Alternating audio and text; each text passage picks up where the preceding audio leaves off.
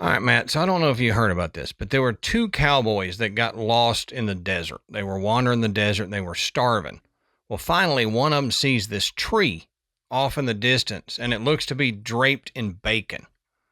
And so he goes, look, it's a bacon tree. We're saved. So they run toward this bacon tree. All of a sudden, they're getting shot with a bunch of bullets. And the other one yells, that's not a bacon tree, that's a ham bush.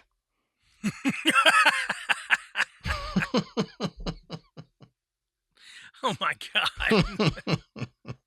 Yeah, I did not see that coming. I was like, where are we going with the bacon tree? Yep, long setup for that one. I like it, though. I like it. That's a good one.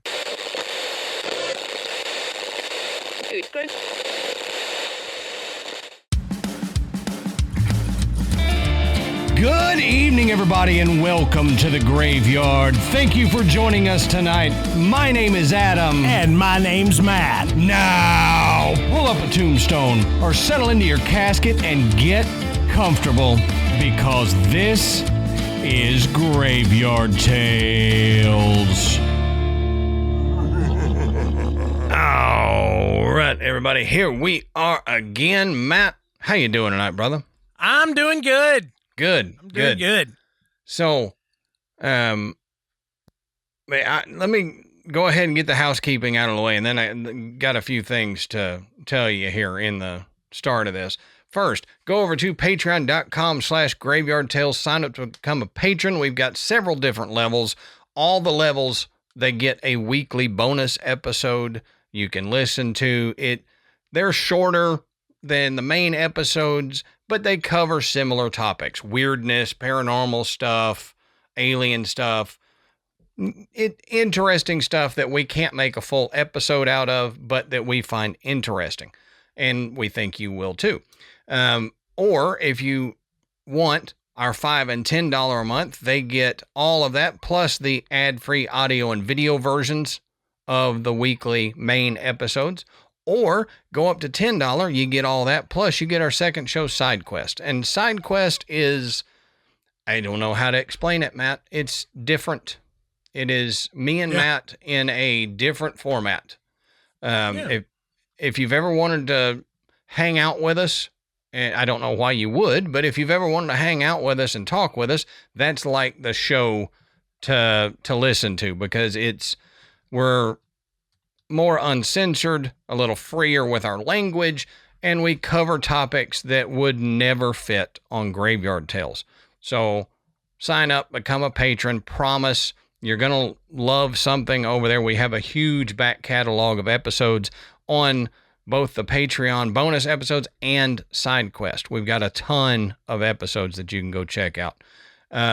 Also, check out our sponsors. If you check out our sponsors, use our codes, they come back to Graveyard Tales because they know that you heard about them from us, and then they help us out.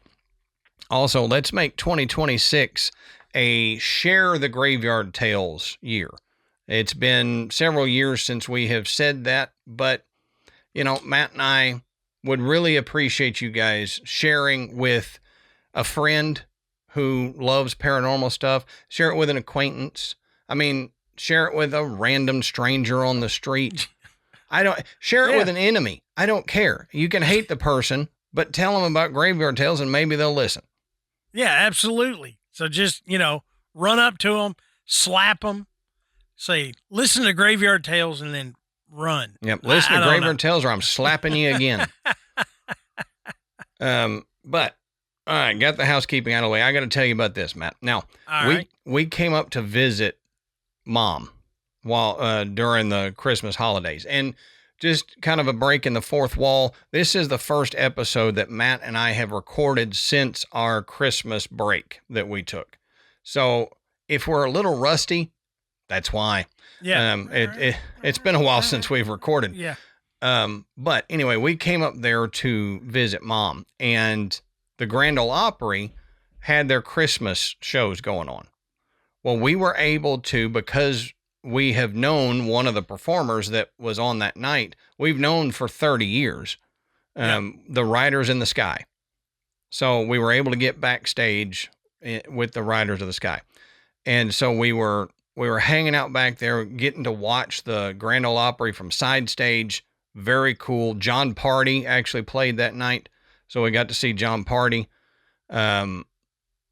It was fun. But anyway, we were standing in one of the hallways there in the back of the Opry. You know, there's the stage, and then you go a little further back, and there's kind of the room where they got coffee and the artists hang out and stuff. Mm-hmm. We're standing there talking, and I'm partially leaning on this door, partially not. Like I, lean back for a minute and then step forward. Well, I'm leaning against it. The handle goes down, up, and hits my butt when it comes back up. Like it actually goes flump. 3 of us heard it. Me, my mom, and Ashley all heard this door handle shake. So we all jump and turn thinking somebody's going to come out of this door. Mm-hmm. Nobody comes out of the door. It's a locked closet. So there should be nobody in there. Huh. So something shook this door handle enough where we all saw it, heard it, and it hit me. That's crazy. Yeah. Yeah. And as soon as that happened, I wanted to text you, but I'm like, no, I'm saving that to tell him. So I experienced something, probably a ghost, at the Grand Ole Opry backstage. And that's really cool. It is. I didn't even think about it being there. I wasn't in the, oh, there's ghosts here mode. It makes sense because it's been around for so long.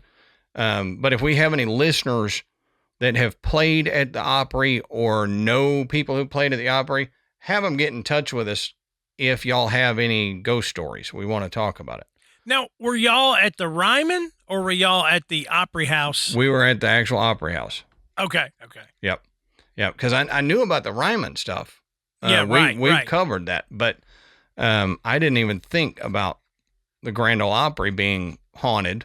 But again, it makes sense, like the Ryman. Yeah, right. But the other thing that happened at the Opry, I had to tell you, Michael, and he might kill me for telling this story. He might not. But he's like, I got to go to the bathroom. So we go to the bathroom. I go in and I go to a urinal. Well, he goes to a stall. I go out. I'm sitting there looking at my watch going, dude, come on. I go in there. He had to take a, quote, gnarly poop at the Grand Ole Opry. So he can check that one off his bucket list, that he did a doo-doo at the Grand Ole Opry. So I don't know how many people can say that, but Michael is now one of those. Yeah, right. I bet he's not the only one. I guarantee you he's not. But on that note, Matt, why don't you tell us, what are we talking about tonight, brother? Okay, so tonight, Adam and I are headed to the outskirts of Homestead, Florida. Yep. Which is a town that feels pretty ordinary until you look at one of its most famous landmarks. This is where you'll find the Coral Castle. Yep. Which is a monument, essentially, built by one man, Edward Leedskalnin. And he used thousands of tons of coral rock to build this thing completely by himself. Mm-hmm. No heavy machinery, no crews, just Ed and his oddball tools. Old odd Ed. And a story that is absolutely fascinating. Mm-hmm. So we're gonna dig in to the story of the Coral Castle and talk a little bit about Ed, because is that a pun? Yeah, exactly. It's unintended. But Ed was kind of a strange guy. Yeah. Had a very unique life and outlook on things. On top of, spending 30 years of his life constructing this massive stone monument. Right. But, he's just kind of even his physical stature is a little strange, so, but we think this is really cool. If you've never heard of Coral Castle, you're really going to love this. If you've kind of heard this story, we're going to dig in a little bit deeper than maybe we usually do. Yep. So you might think, you can't help it. I heard about that. And, we're going to share some things that we found out that, maybe, may contradict some of the things that you've heard in the past. So, yep. So anyway, let's get to it. Let's discuss Coral Castle. Adam is going to start with the history of Edward Leedskalnin. See, I call him Edward throughout most of my notes because I don't want to have to keep trying to pronounce that name. I was going to say, I'm going to probably call him Ed, Big Ed, or Eddie Pooh or something, just to not have to say Leedskalnin the whole time, because my tongue has trouble with that. I know. It's not the hardest name we've tried to pronounce. No. But it doesn't roll off the tongue well. So. But I'll tell you, the way I've wanted to say it every time, Edward, Lee, and then Scanlon. I know. That's what wants to come out is Leedskalnin. And I heard somebody pronounce it to where I was like, is that what he is? Did I miss this? Is his middle name Lee? Right. Yeah. Yeah. I was like, and then I was like, no, I had it right. It's just the way this guy's pronouncing it. So. Yep. But as we always say, go check our sources down at the bottom of the show notes. You can find where we found all the information. You can make sure we're telling you the truth about the information that we found by checking the sources, because everything we talk about is referenced and sourced down at the bottom of our show notes. Now, you may say, guys, you have been doing a show since October 13th, 2017. Why has it taken this long to do the Coral Castle? And I'll tell you, because everybody did the Coral Castle in the first 2 years of their podcast. Yeah, and, true. Matt and I, we don't want to follow the same old routine of here are the episodes to expect out of a paranormal podcast. Mm-hmm. So, we'll give them to you, but we're going to make you wait for them. That's the thing. Yes, that's it. We're going to make you wait. Build up the suspense. But Edward Leedskalnin, which, like I said, from here on out, it's Ed. He was born to a poor family in what is now rural Latvia, and he was born on January 12th, 1887. Well, he spent most of his early years helping to tend the farmland and keep it growing while also trying to get his education.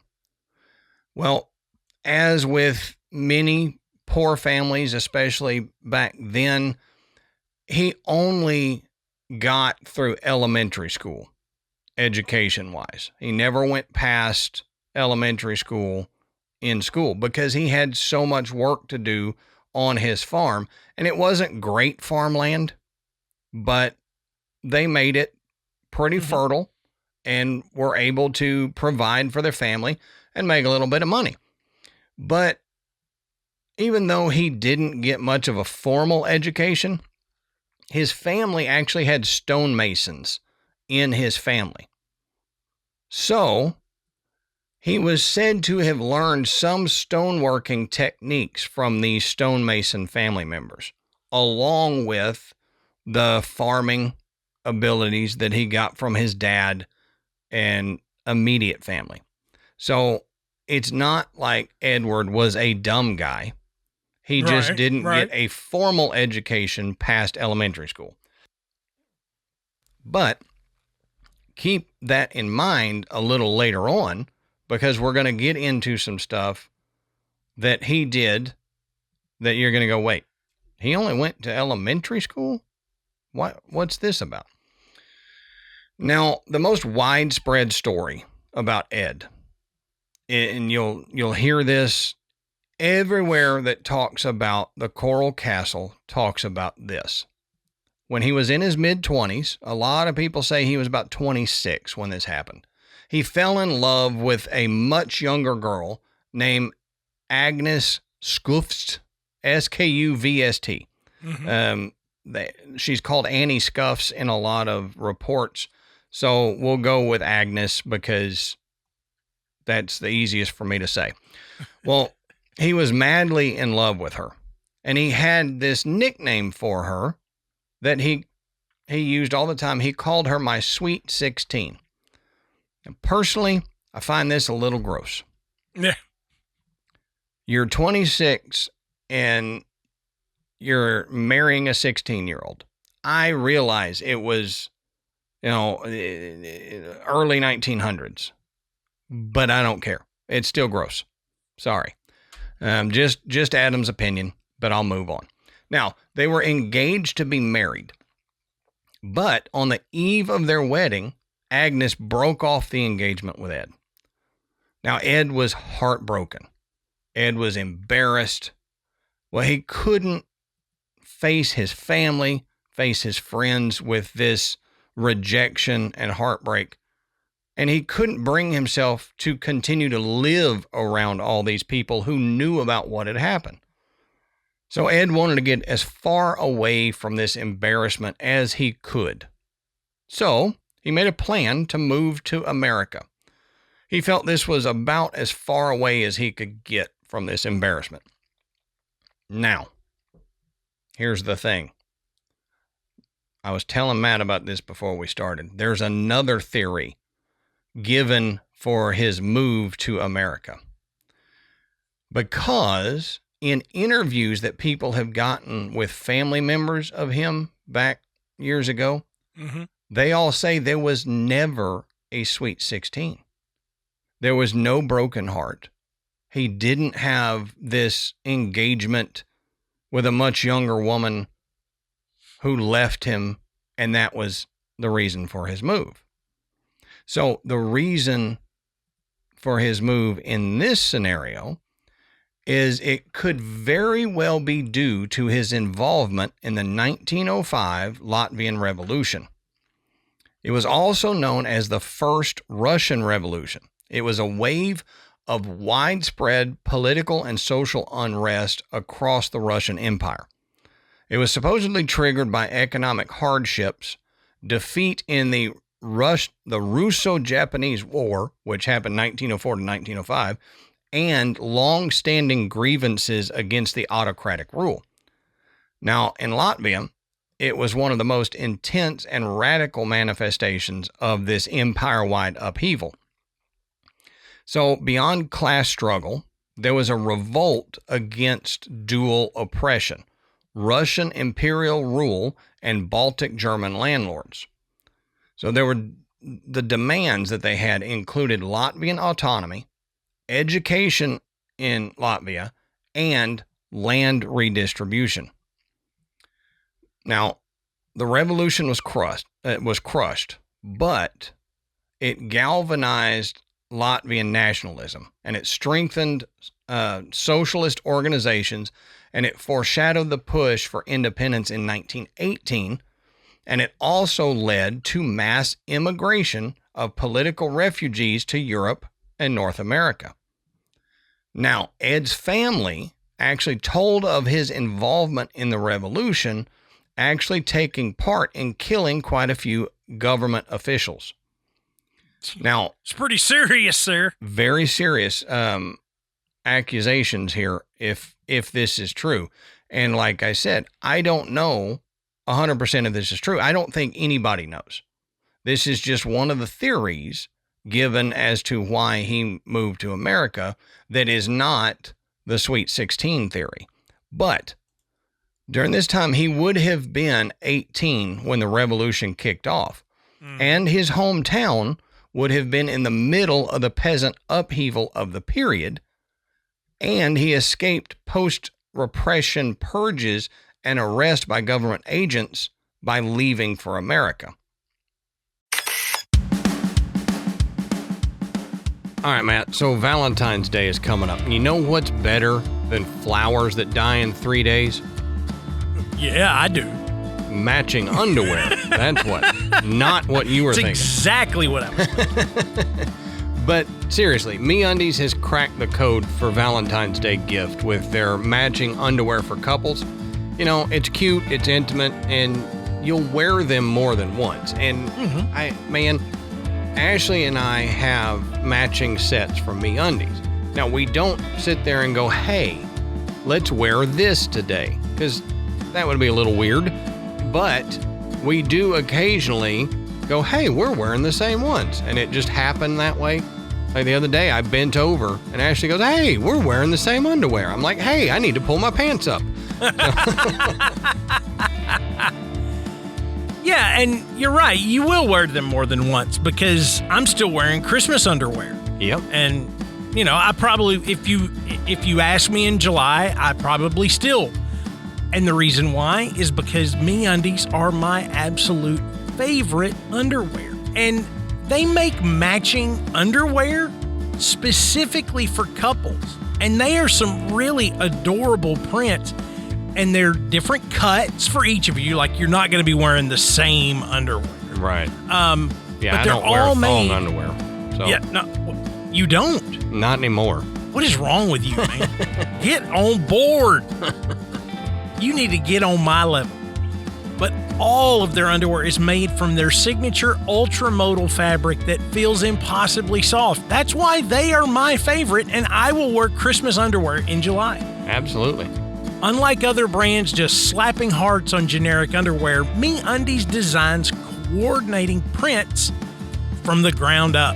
Their Valentine's collection has prints made for two. It's the kind of gift that makes you smile every time you put them on.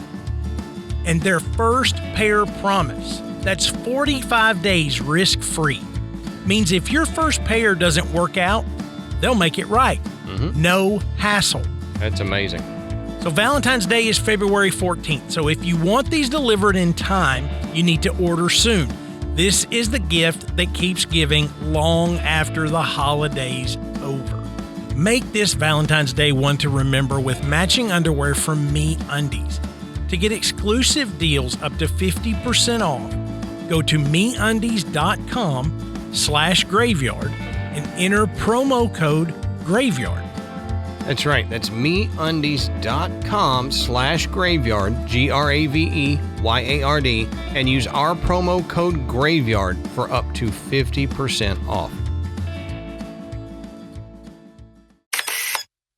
So, like I said, I don't know if that's true. I don't know if the Sweet 16 is true. Those are the two reasons given for his move to America. But whichever the reason, Ed left rural Latvia and he headed to mainland Europe and then boarded the SS Pennsylvania that was headed for America. Now, he landed in New York City in 1912, and then he spent the next few years drifting around America and Canada. He was looking for work. You know, he was doing odd jobs at different mills, and he was trying to earn money. Well, during the late 1910s, Ed was living in the Pacific Northwest. He had moved to the Pacific Northwest in America because of the logging boom. Well, he worked at a number of different timber mills, and there are records that show he even described himself as, quote, a self-employed axe handle manufacturer. I don't make axes. I just make the handle. Just the handle. Well, yeah. You got to know somebody that's a blacksmith to be able to make the whole axe. Yeah. Or you got to be a blacksmith yourself. Well, or to make the axe whole, right? That too. Yeah, you got to put the handle through the axe hole. But he knew woodworking because of his years in the lumber business. He didn't know blacksmithing, so he made axe handles. He was shaping the wood for these handles for men whose livelihood depended on the strength of these tools. So he knew what he was doing in making wooden handles. Mm-hmm. Now, his time in the wood mills, they say, taught him leverage, pulleys, this kind of knowledge, along with the strength of different woods and how to shape this wood for maximum strength. Plus, like I said, he learned some stonemasonry work from family members. Now, it said that he had so many different jobs during this time because he was a bit of an outcast. You know, he didn't learn English very fast, and living in America, you got to learn English to, you know, to fit in with the big groups there that were working at the timber mills. Because there weren't many people at the time who spoke his native tongue. So he was kind of an outcast because of that. Well, he kept to himself most of the time, but he actually preferred it that way. He eventually, they say, eventually his body betrayed him. In the early 1920s, doctors told him that he had tuberculosis. And this is a disease that then carried a shadow of inevitability, they say. So the harsh winters and the damp climates where he had lived in the Pacific Northwest no longer was suitable for someone who had lungs like his. So the idea of a warmer place, gentler air, you know, less harsh winters, it really began to tug at him and make him think about moving. Well, stories ended up reaching him about a flat, sun-drenched peninsula at the southern tip of the country, place where winter could barely even be called winter. And I think we all know that place is Florida. Now, it was already at this time an escape for northerners from the cold. Well, this became survival for him. He needed to move to Florida for his TB issues. Now, Ed arrived in South Florida around 1922 or 1923. It's hard to find a specific date on when he actually got to Florida. Now, he ended up making friends with a realtor there, and he bought a small, undeveloped parcel of land for just a few bucks. It was all he had left, but it was right outside Florida City. Now, the land was well away from busy roads and busy towns, and it was a place of solitude for Ed. We know he liked being alone. We know he was a bit of an outcast. So this was perfect for Ed, a place outside the city, quiet, where he could just be himself.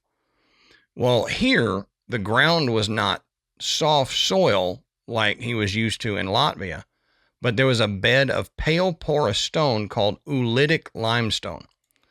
It was a material born of ancient seas, they say, which people often called coral rock.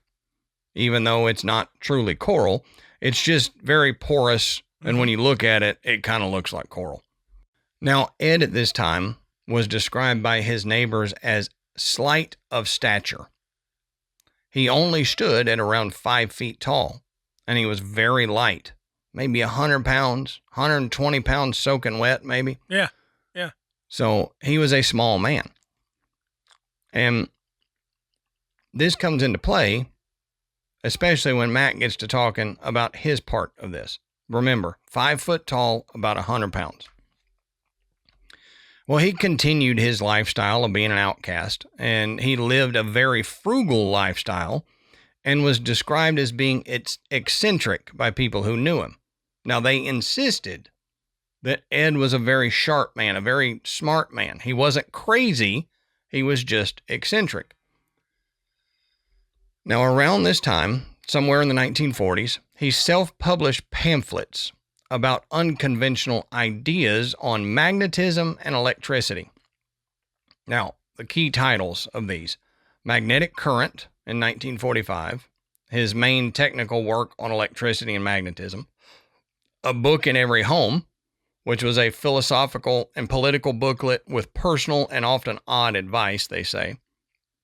He published Sweet 16, which was domestic and political views, reflections that blend his lost love motif with social commentary, and mineral, vegetable, and animal life. This is short writings about the cycle of life and nature.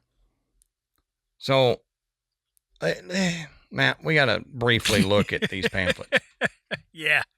Remember I said he had kind of an odd outlook on things? Yeah. He was an odd bird, as one would say. Yeah. Now, his magnetic currents pamphlet. In Magnetic Current, Ed argues that conventional science misunderstands electricity and magnetism, claiming that all matter consists of countless individual North Pole and South Pole magnets. He treats electricity and magnetism as two aspects of a single underlying force, his, quote, magnetic current.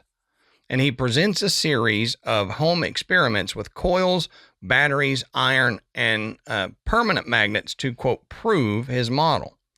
He rejects standard atomic theory, insisting that real magnets are not electrons and protons, but streams of these individual magnetic particles circulating inside matter and through space.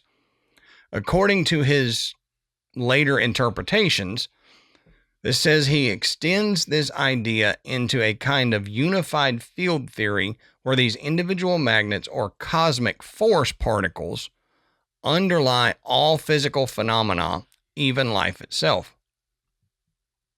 So, remember I said that he only went through elementary school. And there's going to be stuff here in a minute that you go, what? He went to elementary and he's what? So this is one of those things. He went through elementary school. Now, he's not a dumb guy. He was not, he was not one of those guys that didn't know anything and just was coasting through life. But you wouldn't think old Eddie Pooh would know anything about magnetism and all this stuff, atomic theory and all that, unless he learned it on his own somewhere while working at timber mills. Right. Especially to be able to say, I don't adhere to many of the current scientific principles. Right. If you're going to say you disagree with those principles, you've got to have at least some understanding of them. You know, if you don't have any idea, how can you say that your opinions differ? Right. So he had to have done, at least some study into these things, presumably on his own. And most likely as an adult. Yep. Well after the age of 26, he began to look into these things and develop his own theories. Yep. Because you're right. He's not. He may be uneducated in the respect of, the book learning, the formal education, but he was not an uneducated individual. Right. He had obviously, done plenty of research on these things in order to write his own theory and even to be able to do that. Yeah. Yep. Now in his book, Philosophy, Morals, and Sweet 16, the first one in this is A Book in Every Home. It's a very, very different book than the first one we talked about. Instead of equations and experiments, it offers moral rules, political opinions, and advice on parenting and courtship, which, from a guy who lives on the story that his 16-year-old bride-to-be left him at the altar. Yeah. I don't know that he's an authority on parenting or courtship. But I don't know. Most of the stuff in this book had a strict slant to it. Oh, yeah. You obviously know where he's coming from. Well, he warns about, quote, inappropriate lovemaking, and he worries about the behavior of young people and frames proper conduct almost like an engineer would describe tolerances and limits, as if society were another mechanism that could be tuned, this says. So let's move on to Sweet 16. I'm going to preface this by saying gross. And then yeah. Just know, I think this is gross, but I got to tell you about it. He turns repeatedly to the figure of the ideal young woman, the Sweet 16, who clearly echoes the fiancé who jilted him. So he mixes romantic longing with prescriptive rules about women's behavior and men's responsibility. The writing, this says, feels intensely personal, yet oddly detached, as if he's trying to systematize his heartbreak into formulas about domestic life. Yeah. Like I said, pretty gross stuff. So, just to give you an example, okay? Within Coral Castle, he has an area that is dedicated to discipline, okay? And he says that, bad behavior cannot be tolerated and must be punished. So there's actually an area set aside for this in Coral Castle. And the description of it, he basically built a stockade. Okay? Yeah. Where he said, for children, but even his Sweet 16, if she sassed him too much, said he would take care of it by putting her in here, okay, head and hands, putting a large piece of wood down, and then he said spending an hour with his counsel would fix the behavior. Like, now what? Here's a theory, Matt. Perhaps if the Sweet 16 tale is true, and that's why he left Latvia, maybe this is the reason. Yeah, is perhaps. Because she heard him talking like this, and she went, nah, dude, no, ain't no way. I You're may not only putting me be in 16, but I'm bigger than you are. Right. You're not going to put me in a damn stockade. Right. I'm 5'6". What are you going to do? Yeah. Like I said, it's gross, but that was one of his books, so we need to talk about it. Now, the last book to talk about is the Mineral, Vegetable, and Animal Life book. Yeah. I didn't know minerals were alive, but okay. Oh yeah, they are. Now, Ed sketches his view of life cycles through the mineral, plant, and animal kingdoms.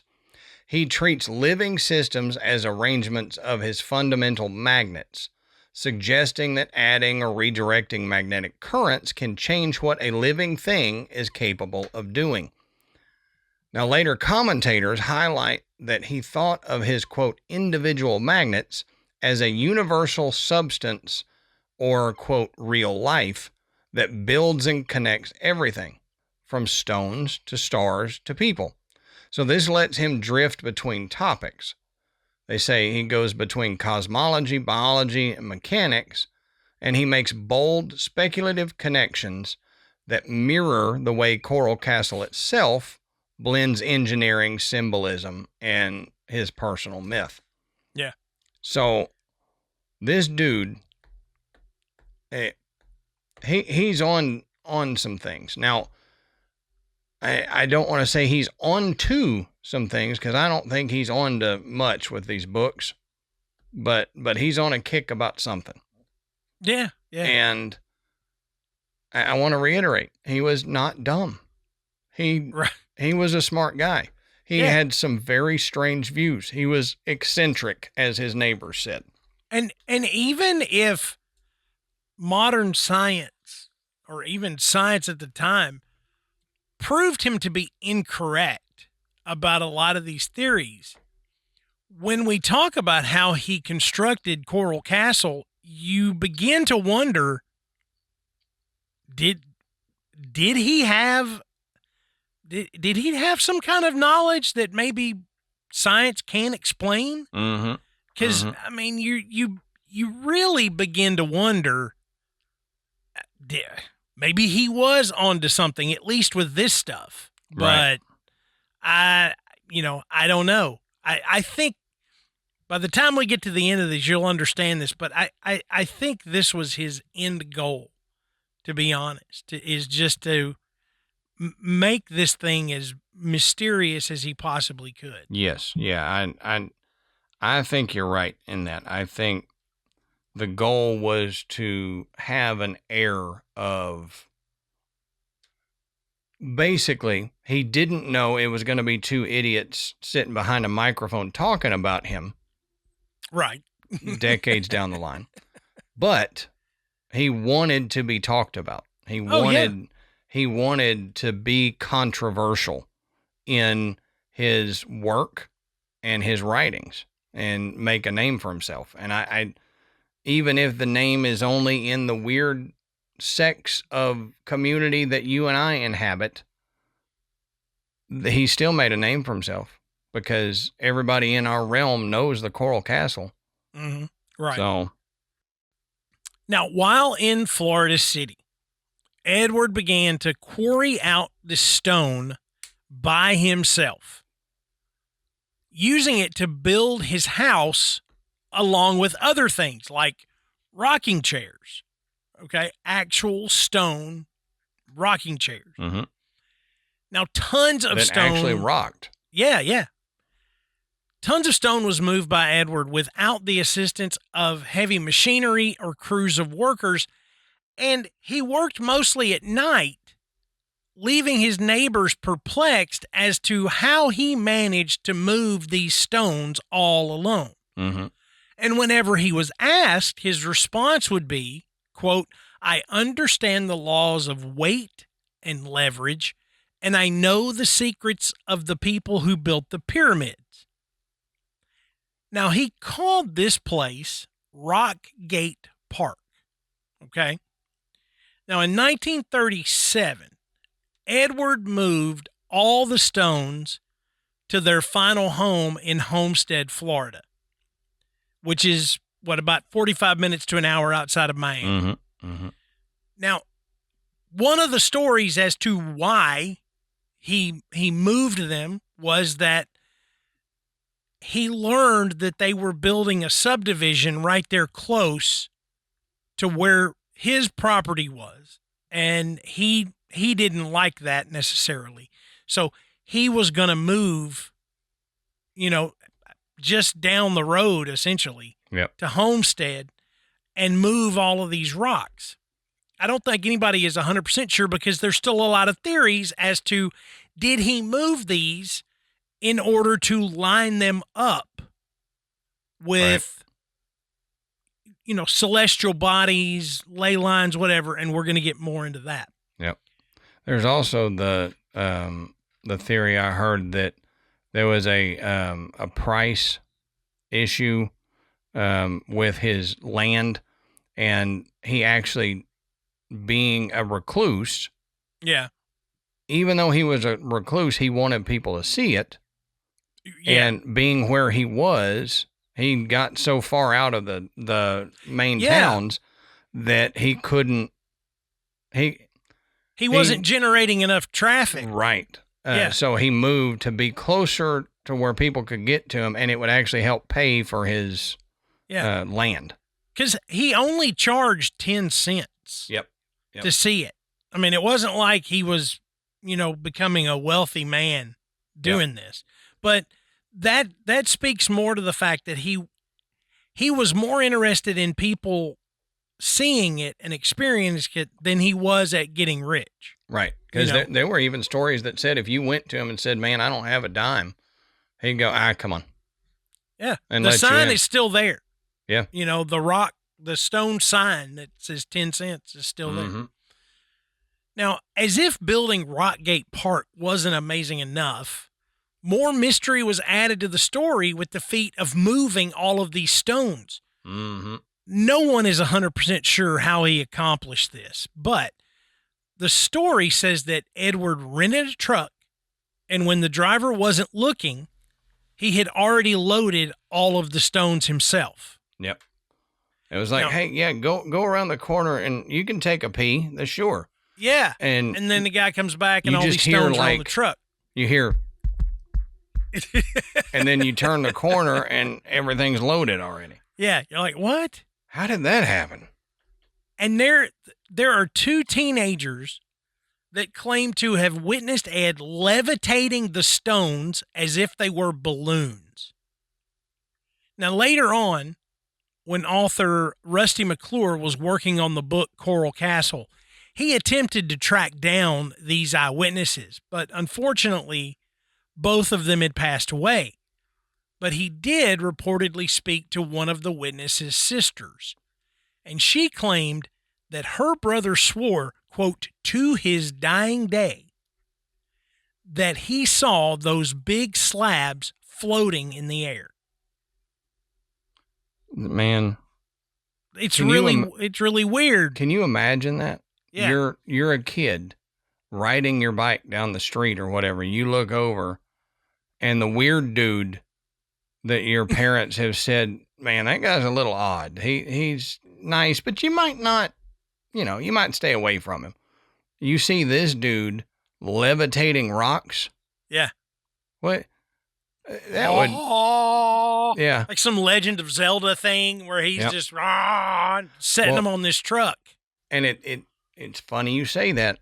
I'm going to jump in here, Matt. If you got this later, I'll cut this out. But okay, you making that noise made me remember there are stories of hearing him whistling while he's working. Yeah. No, you're exactly right. There's stories of people saying they heard, and not like a song, but like he was whistling tones. Where he would just go you hear that and you're like, what is this dude whistling for? Yeah. And was he whistling?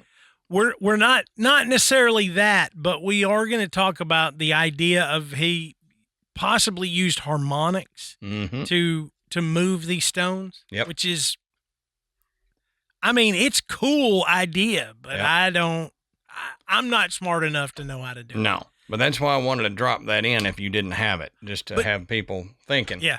But this idea that he somehow levitated these stones, it is the underlying mystery of this story. Okay, the whole concept that he somehow managed to use whatever, power that he had managed to harness to move these tons of stone himself without any assistance or any big machinery. Okay, that somehow he was able to float them around. That is the story that gets tied to Coral Castle.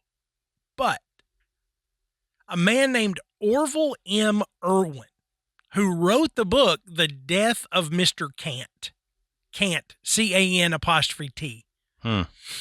He was friends with Ed, and he claims to have been the truck driver that carried the stones to Homestead. Now, he says that Edward did indeed load all of the stones himself and would turn away anyone that was offering to help, but that it took him several weeks to do so. And in fact, the entire move took most of the year. So the accepted story does seem to hint at Edward floating these stones onto the truck in a matter of minutes, but that really doesn't seem to be the case. Yeah. It's just kind of been the legend that goes along with this. But according to Orville Irwin, in his book, he lays out how Edward did it, and it's not by using magic or magnets or harmonics or anything else. And, he did it, and he did it by himself, which was an amazing feat in and of itself.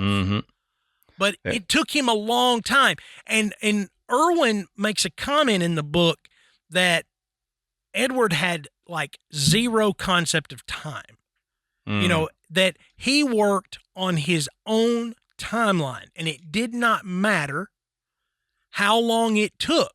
That this was what he intended to do, move these stones by himself. And so that's what he did, no matter if it took a few days, a few weeks, or a few years. Yeah. That's what he was intent to do. So that, and you know, there's some inference as to this is why he worked at night. It wasn't necessarily that he was keeping it secret. It's just that's when he was awake and wanting to work. Yep.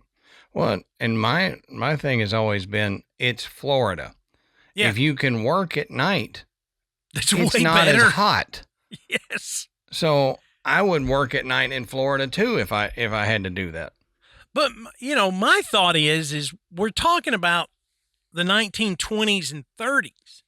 How available was enough light to actually Yeah. be able to work in the dark? True. I mean, now I can go to Walmart and buy, you know, a set of lights, work lights that are thousands of lumens strong, and basically turn my backyard into, you know, daylight for less than $100. Right. That technology wasn't available to him. So if he was working at night, he was working in the dark. You Yep. know, at least, you know, darker than you would expect somebody to be working. Yeah, he was working in the dim at very least.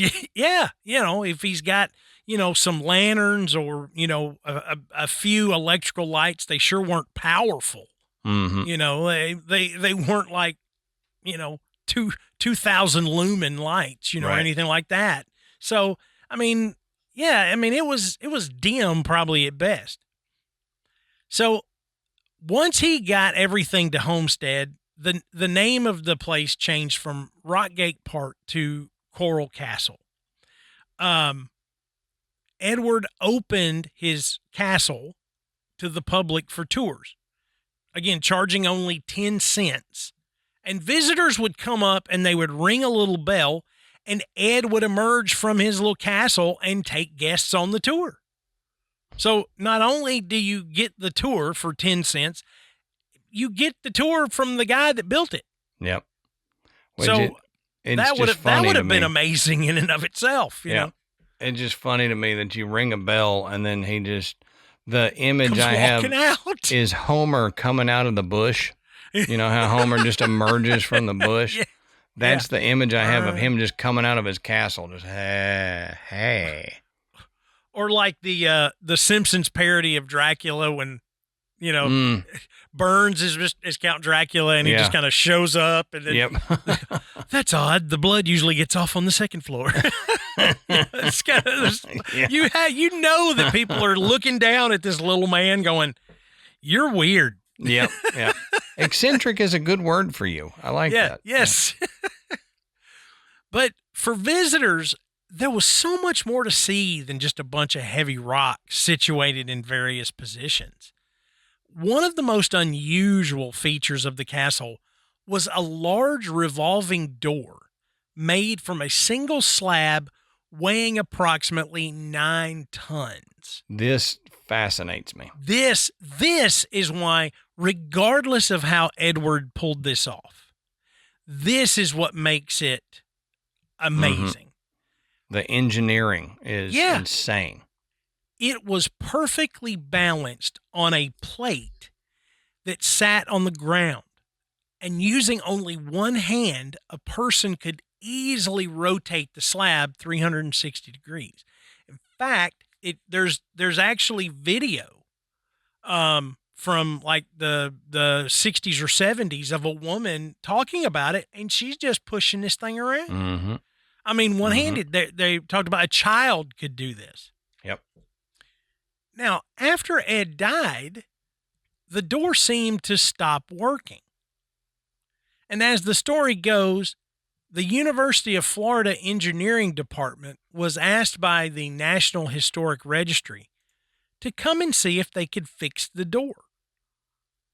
The engineers took the door apart and discovered that the slab was balanced atop a Ford Model A truck axle.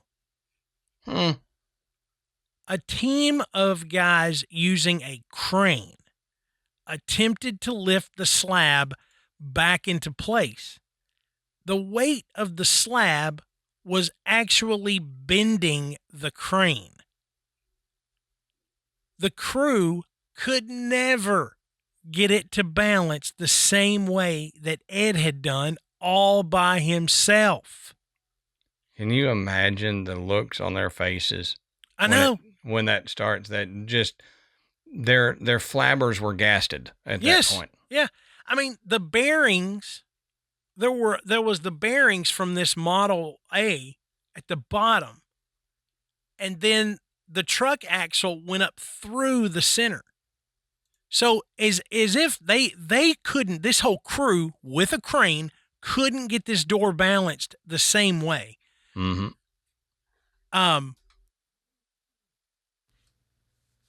They were baffled at the precision of the hole that was drilled down through the center of the slab. That's what the axle passed through. That's what allowed it to rotate. Right. Which it said one of the engineers commented that there was no way anyone could drill a hole that perfect without a laser. Well, they did. He did. I mean, he did. He got it in there somehow. Mm-hmm. I mean, it's not like this is not like when they go back and they're talking about the pyramids or Machu Picchu and they go, it would be almost impossible for them to balance this in such a way with the tools that we know. Okay. That's a lot of speculation. This, we know not only that it was done, we know who did it. Yep. And that he did not use any of these, large technologically advanced tools. So right. He actually did it. How he figured out how to do it and do it with such precision, we don't know. But just imagine a 9-ton slab of this coral rock, this limestone, that he managed to figure out how to drill a hole perfectly down so that this door would balance. Rusty McClure, who wrote the book, The Coral Castle, I mentioned earlier, he tells a story about the stone that served as the base for the axle. Now, according to McClure, the engineers realized that the weight of the slab and the axle would have ground this coral limestone into dust. It would have just ground it up. This stone is not super hard. No. Okay. That oolitic limestone is not. Yeah, and so when that's why you see it in parking lots and driveways and front yards. It's because it gets crushed down by vehicles and foot traffic and whatever. Over time, it just becomes like gravel, almost into sand. But this stone was intact. So they reportedly sent it to the geology department at the University of Florida to determine what type of stone it was. And according to the story, the results were inconclusive, causing the geologist to say that it was, quote, material not of this earth. Yeah. Now, unfortunately, there are no records at the University of Florida to verify this story, nor are there any names of anyone who was involved in the testing. And, any professors or geologists that would have done this testing are long gone now. Right. So they're not, you're walking around, hey, does anybody remember this guy, Ed, that built the Coral Castle? No. Yep. No. Right. They don't. But that stone is there with a sign that says, material not of this earth. And I mean, this thing is intact. You can see the divot in the top where the axle would have sat down on top of it. How? Crazy. How on earth did he manage to pull this off? By himself or not? How did he manage to pull this off? Right. That's the thing. Whether it's just one man or a team, how did they do that? Yeah, how would they have done it? Now, beyond the stones and their positions, there are other marvels at Coral Castle. Ed carved a stone telescope, and he even erected large stone depictions of Jupiter, Saturn, and the moon from blocks weighing as much as 23 tons. Mm-hmm. Now, for the most part, each carving and piece is made from a single stone. The tallest stones reach 25 feet, while the heaviest rock weighs nearly 30 tons. 30 tons. It's mind-boggling. You can't think of something that heavy. Right. Like, so I'm just like, look, you wonder, well, how do you manipulate something that weighs 30 tons by yourself? And we're going to get into that, but some of these tools that Ed used, he built them himself. I mean, he repurposed so many things and just created tools to get his account. But my thought is, how in the heck do you do something like this with just tools you built like from a junkyard? mm-hmm. What? Yep. I mean, well, you moving stuff around. Okay. You build you a little tripod, so you can lift the stones. You don't got to lift them real high. You just got to get them off the ground. Okay. This thing weighs 30 tons. What?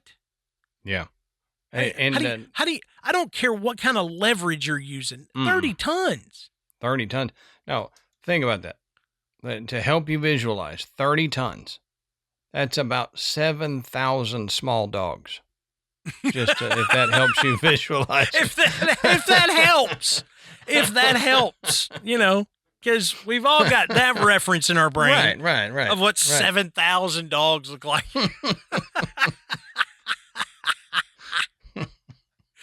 You're welcome. So the average weight of the stones is about 14 tons or 3,500 dogs. Yeah, right. 3,500 small dogs. But with these huge rocks, Ed built walls. He erected a tower and a 22-ton obelisk. He made a variety of furniture, including beds, rocking chairs, a bathtub, a fountain, tables, built a well, sundial, and a throne. Well, it's a castle. You got to have a throne for crying. I kind of want one of the thrones. And one of the funny things was he built this, I told you he built those rocking chairs. And Adam said, they really rocked. And they do. But he built one chair that didn't rock. And the seat of it was not deep enough. It was like a little too shallow and it sat straight up. If you've ever sat in a chair that the seat was just not deep enough, how uncomfortable it is because you kind of feel like you're sliding forward. Yeah, about to fall off. The story is that this chair was for his mother-in-law. Yeah. I'm like, okay. Yeah. Okay. So Ed had a sense of humor, I'm going to make a mother-in-law's chair. Yeah. And now he used no joint compound or mortar. The massive stones, when combined together, are held in place by their own weight. And they are so well constructed and heavy that during the Category 5 Hurricane Andrew in 1992, none of the stones shifted. The 8-foot wall was not affected and remains to this day uniform height around the perimeter. Buildings around Coral Castle after Hurricane Andrew were demolished. Mm-hmm. Okay? Coral Castle was unfazed. Category 5 hurricane. It was fine. It was like... Yeah. I mean... Category 5, more like Category 0. Yeah, he was like, listen, he said, I prepped all these stones by whistling at them. Mm-hmm, mm-hmm. So no hurricane is going to blow my house down. I hummed my special tune, so. I'm telling you what, if the Three Little Pigs had known Ed, Oh, man. I mean, they'd have been living high on the hog. Yeah, but high on the wolf or something. Now, as I said, Ed built a well, okay? He used dowsing rods to dig this well, to find a freshwater spring, which, if you know anything about Florida, freshwater is in short supply. When we're talking about, somebody actually finding digging a freshwater well, it's not just, it's not everywhere. It would have been more than luck, is what you're saying. Yeah, and he used the dowsing rods, and then with this well, he was able to build a hand crank pump that, with this water, essentially created his own electrical power plant. And he did all this with a third grade education. Yep. Pretty impressive. Pretty amazing. Yeah. So now we've kind of talked about, what Coral Castle is, the structures that are there and the marvels of Ed being able to do this completely on his own. And there are a lot of unanswered questions, but there are also a lot of theories as to how he did it, why he did it, so on and so forth. So we're going to dig in to the who's and why's and how's of Coral Castle. Yeah, so there's been a lot of people that have taken stabs at trying to explain how Ed built the Coral Castle over the years. And most engineers and historians think that Ed used well understood techniques, careful planning, simple machines, and a lot of time to get it done. So one of the things that Matt didn't touch on was there was one piece of equipment that he had that everybody talked about, and it was a tall tripod with a black box on top. Oh yeah. And go ahead, because I've got more on the black box. Okay. And one of the things these engineers say is this tripod was built from large timbers, but you didn't see, he showed you the black box, but you didn't see the chains, the block and tackle, the winches and pulleys that he learned how to use from his timber days. Mm-hmm. And that he made, from old car parts and scrap metal that he used to lift these stones. But my thing is, well, then where was it when he died? If he had all this stuff around, why do we not have a box of it? Yeah. You know what I mean? And they do have some of that stuff, but not at the level you would have expected. Right. For what he did. And like in Ed's workshop, there's all of these tools that he made himself. Like there's an engine block that is stuck inside a stone. Yep. He built these odd perpetual motion machines. Why or how he used them, we're not really sure. Right.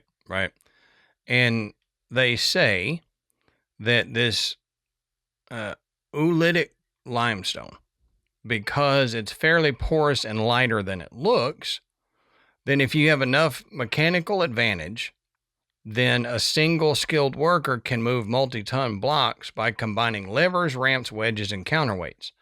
Here's my argument for that, Matt. I don't care how light the stone is comparatively. It's still a 30-ton block. The weight is the same. I don't care how light you say this stone is versus, granite.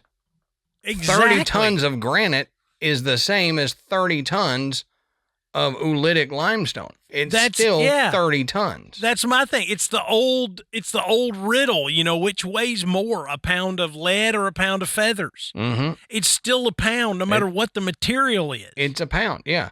So don't give me that, but the stone's lighter, so they can, okay, yeah, if it was the size and you're going just off the size, then yes, it would be easier to move oolitic limestone than it would be to move granite. But we're not going by the size of the piece. We're going by the poundage of the piece. Yeah. Yeah, so right. The poundage is the same. Now, can it be done? Sure. But the crane almost bent. This is a man who did not have a crane. He had wooden tripods. Mm-hmm. Mm-hmm. Now, they do say that they have old photos of surviving tools at Coral Castle that show tall wooden gantries, hoist, rigging that support the idea that he relied on classic stonemasonry and logging camp methods that he already learned from his previous life. Yeah. That's fine. I'll give you that on most of this stuff. But 30 tons. Yeah.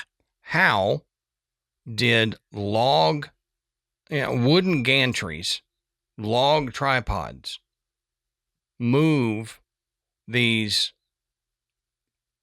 huge tonnage of rock when a modern crane was bending under the weight? Yeah, right.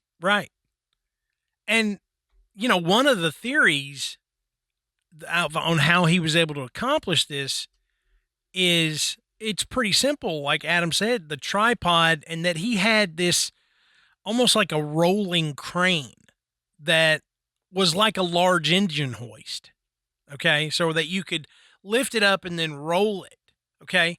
And he would put chains around the stone, roll the crane into place, and attach the chains to the crane's hook and use a lever and counterbalance to lift the stone from the ground.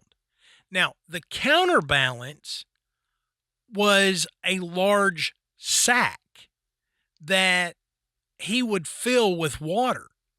And he had a pump that would pump the water into the sack. And once the water outweighed the stone, using this system of levers and gears and pulleys, then it would lift the stone up, and then Ed could roll the stone into place, which I'm like, that's good in theory. Mm-hmm. But he still would have to roll something that weighs 30 tons. Right. But think of it this way too, Matt. You've got the counterbalance on it. So at that point, the whole system weighs 60 tons. Yeah, because if you've got a counterbalance that weighs more than the rock, yes, that will lift it. That's a duh thing. Yes, it will lift it. But if it's all attached to this rolling engine hoist, then he has to roll almost more than double the weight of the rock wherever he's going. Now, I dare you to find me 3 timbers that will hold up 10 tons, let alone 60, 65 tons of weight to do it. And I say again, yes, this works in theory, like you said, but where is the machinery? Mm-hmm. Exactly. Where is it? Because if he had all this, it would have been there when he died. And it was Archimedes that said, give me a lever long enough and a fulcrum on which to place it, and I shall move the world. Yep. Edward would have had to have a long ass lever. Mm-hmm. Okay. To lift something this size. Yep. And that black box that Adam mentioned, it's in so many of the photographs and the films that they took, that some people actually have made comparisons to ancient glyphs from like Egypt and Mesopotamia that show these images of these tools and a box, Mm-hmm. along with these tools. And it's led people to speculate, was this kind of the key to the use of magnetics or harmonics or acoustic levitation, to get these stones into place. And, we know, I'm afraid I'm getting ahead of myself, but, Adam mentioned the black box. So the black box is real, but they don't really understand how he used it and what its significance was.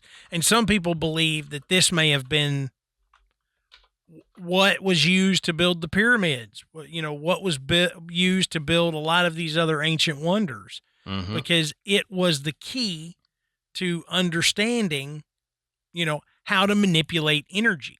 Right. So,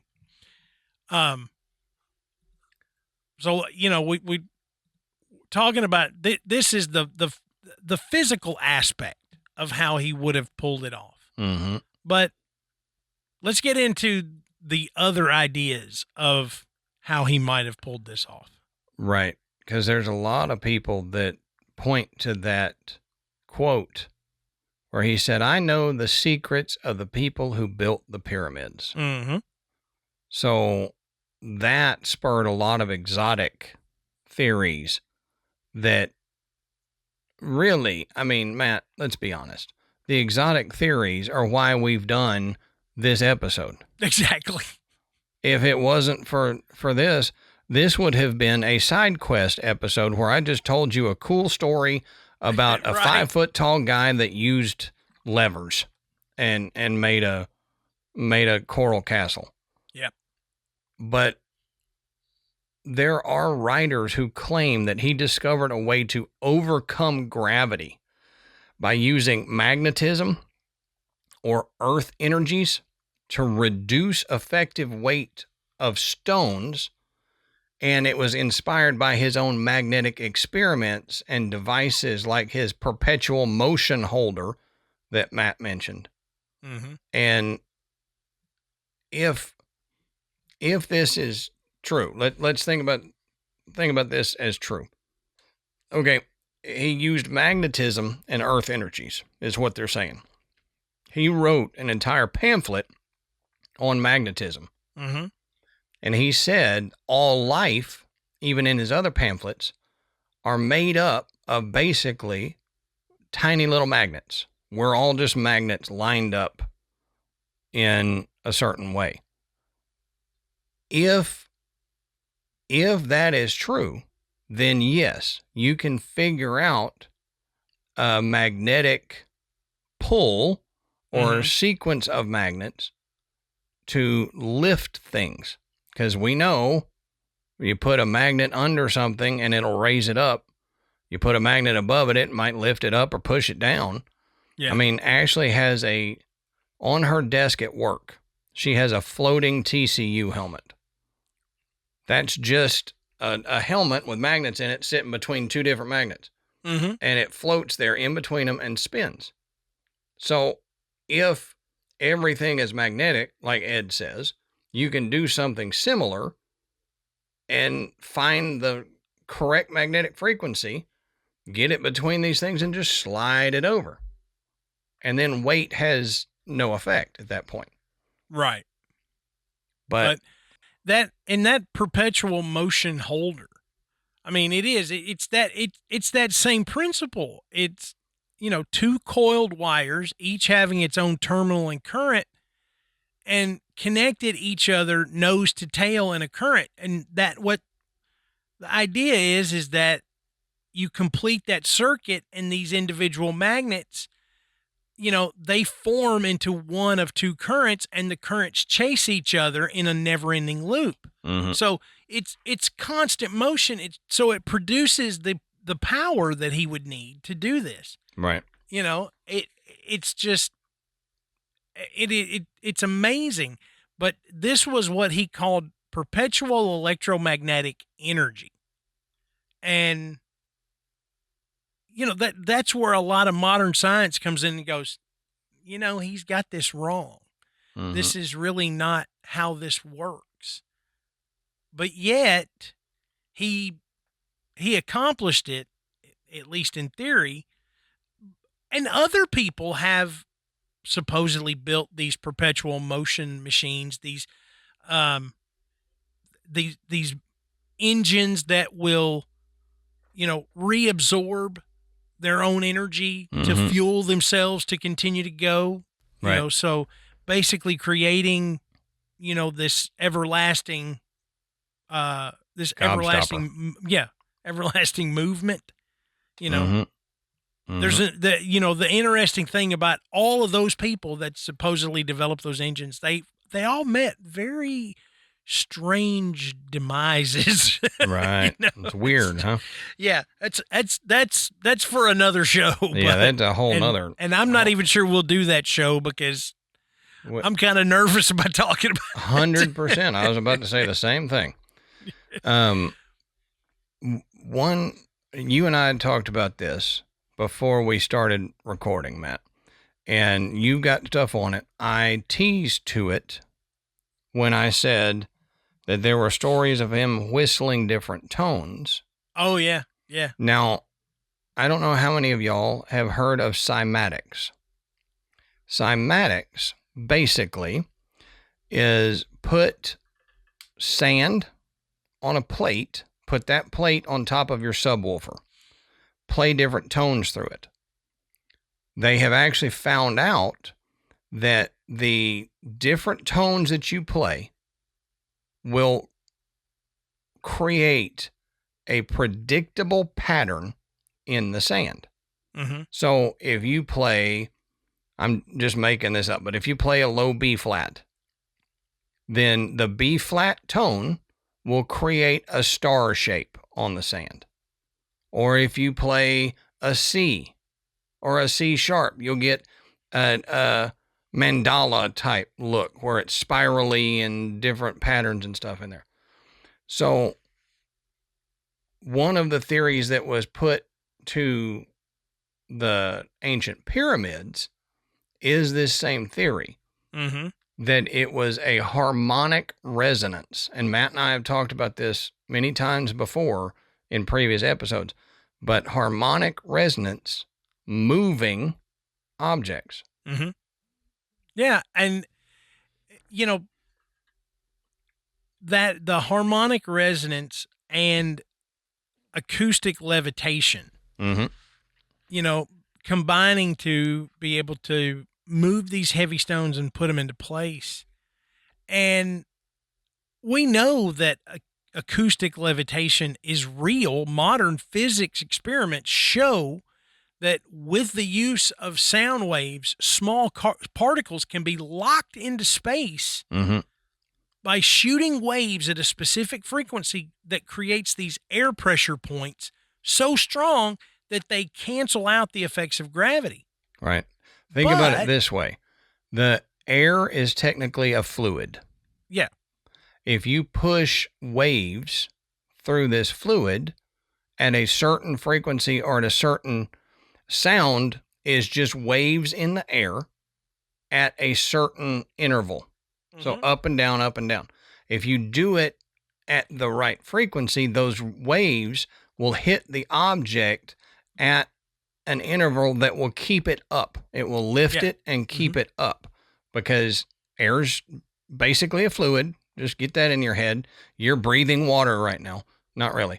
But that is the simplest layman explanation on why this works. So that's how my dumb butt thinks about it. And that's pretty accurate. I mean, you're basically creating these using frequencies. You're basically canceling out, but then creating these waves that hold pressure.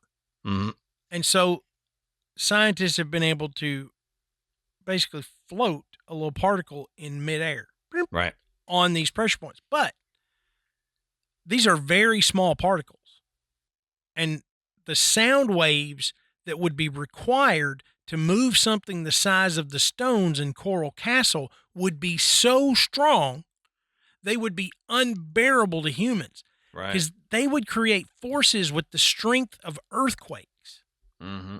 Okay? So the idea that this was somehow how he did it, it doesn't seem possible because there's nobody talking about this little 5-foot dude creating earthquakes in his backyard. Right.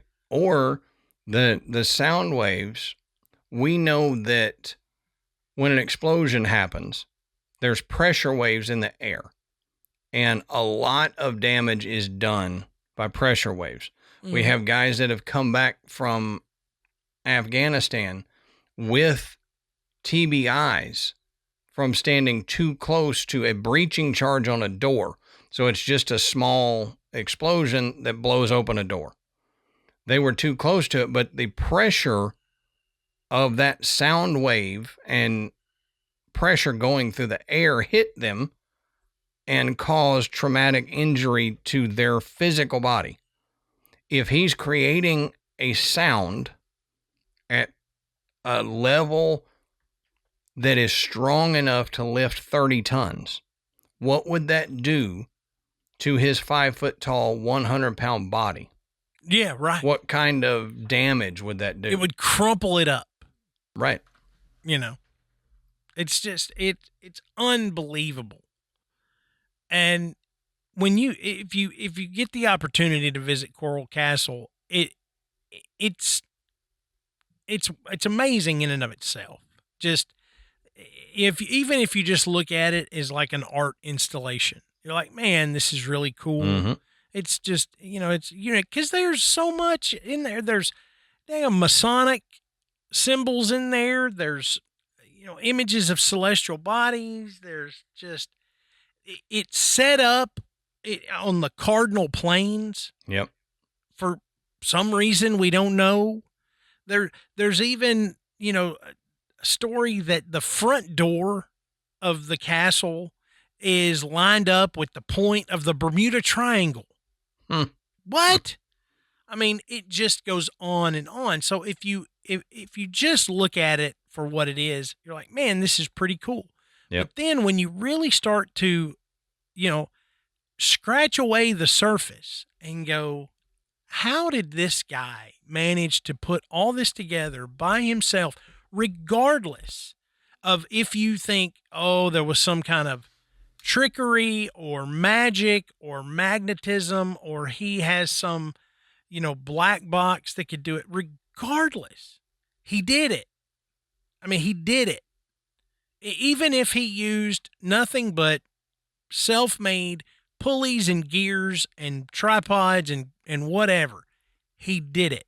Mm-hmm. And it is absolutely incredible, right, that he managed to do it. I heard one guy say, understand it took him 30 years to do it. You can get a lot done in 30 years. That's true.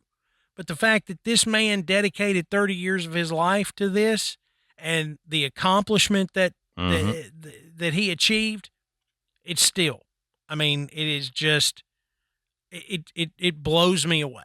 Yep. So, and here's my conclusion, synopsis, whatever, of this whole episode. The Coral Castle is awesome. Like Matt was saying, no matter how he did it, whatever. But even though it's awesome, we know next to Jack about how he did it, why he did it, or even why he came to America. Mm-hmm. So basically, we know nothing. At the end of this episode, we have taught you nothing.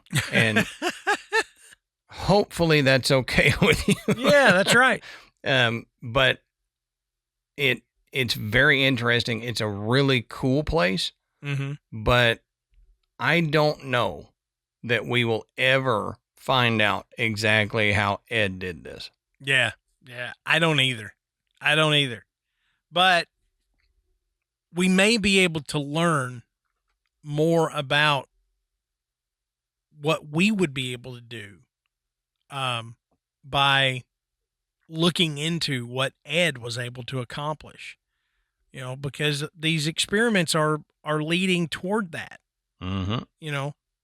Here's an example of how one individual was able to do this. We don't understand how he did it, but we have some ideas of what he may have done.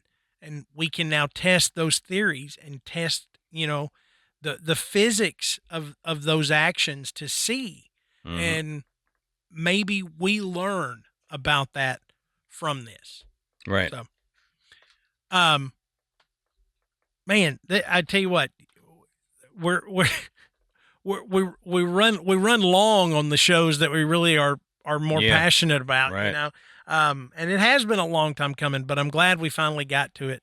And we appreciate you listening so much. Don't forget to go and check out our website, which is graveyardpodcast.com. And there you can find links to purchase Graveyard Tales merchandise. You can listen to the show and you can become a patron. And thank you so much to everyone who has donated to the work that Adam and I do. We appreciate it so much. It's why we are still doing this in 2026. Yep. Don't forget to rate and review us on whatever podcast, but format you use. But on Apple iTunes, it brings us up the chart, so it makes it easier for people to find the show, which just brings more people into the graveyard. Yep. So until next time, we'll save you a seat in the graveyard. See you soon.